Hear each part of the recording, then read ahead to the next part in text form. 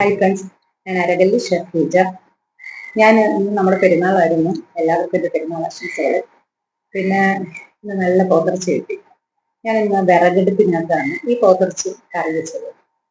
അപ്പം വിറകെടുപ്പിന് മാത്രമല്ല, ഞാൻ അരകല്ലിൽ ഇഞ്ചിയും പച്ചമുളകും വെളുത്തുള്ളിയും എല്ലാം ചതച്ച്, ചെറിയുള്ളി എല്ലാം കൂടെ ചതച്ചരച്ചാണ് കറി വെച്ചത്. അപ്പൊ കറി വെച്ച് കഴിഞ്ഞപ്പോഴത്തേക്കും ഉച്ചയൊക്കെ കൂട്ടിയിട്ട്, ഉച്ച എൻ്റെ വീട്ടിലുണ്ടായിരുന്നു. അപ്പൊ ഉച്ചയൊക്കെ കൂട്ടിയിട്ട് എൻ്റെ പറഞ്ഞു ഇതൊരു പഴയ കറിയുടെ ഒരു ടേസ്റ്റ് ഉണ്ടെന്ന് പറഞ്ഞു. എന്നിട്ട് ഉമ്മിച്ച ഒരു റെസിപ്പി എനിക്ക് പറഞ്ഞു. അതായത് ഉമ്മിച്ചാട് ഉമ്മ ഉണ്ടാക്കുന്ന റെസിപ്പിയാണ്, പഴയ ഒരു റെസിപ്പി.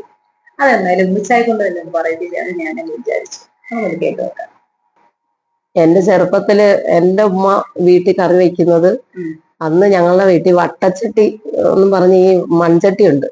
ആ വട്ടച്ചട്ടിക്കകത്ത് ഇറച്ചി അന്ന് നല്ലപോലെ കഴുകി എല്ലാം ഞങ്ങൾ ഒഴുക്കി പിഴിഞ്ഞെല്ലാം എടുത്ത് ഉമ്മ ചട്ടിക്കകത്താക്കും കേട്ടോ. അതിനകത്ത് പിന്നെ ആ ഉരലിനകത്ത് മുളകും മല്ലിയും കൂടി ഇടിച്ച് പൊടിച്ചടഞ്ഞെടുക്കും.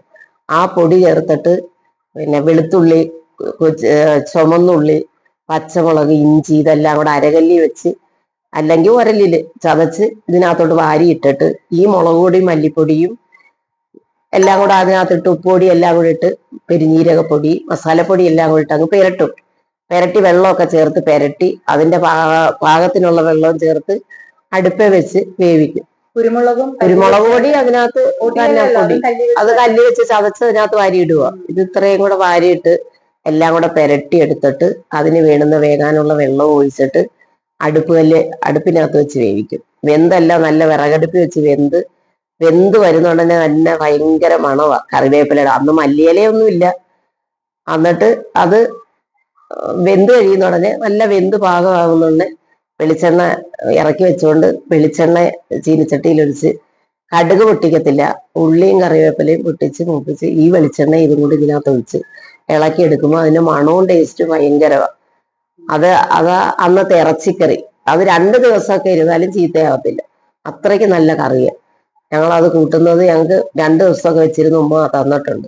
എന്നാലും ആ ടേസ്റ്റും മണവും ഭയങ്കരമായ ടേസ്റ്റ്.